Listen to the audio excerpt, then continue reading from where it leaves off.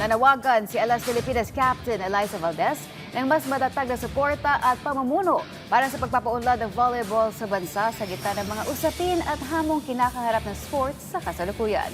Para sa detalye, narrating report ni teammate JB Junio. Nanawagan si Alas Pilipinas Captain at Phenom na si Eliza Valdez ng pagkakaisa at mas malinaw na pamumuno sa gitna ng mga isyong kinakaharap ng Philippine volleyball scene, partikular sa usapin ng pamamahala at direksyon ng sports sa bansa. Sa isang pahayag, inamin ni Valdez na batid niya ang mga hamon at mga usaping patuloy na pinag-uusapan ng mga stakeholders ng volleyball.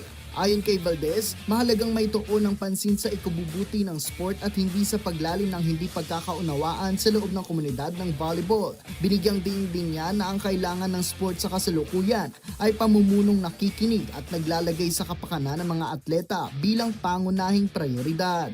Kasabay nito, hinihikayat din ni Valdez ang mas malawak na suporta para sa national team at ang pagtutulungan ng lahat ng sektor upang mas mapalago pa ang volleyball sa Pilipinas. Para sa The Phenom, ang tunay na pag-unlad ng sport ay nakasalalay sa pagkakaisa, responsableng pamumuno at pagpapahalaga sa mga atletang nagbibigay ng karangalan sa bansa.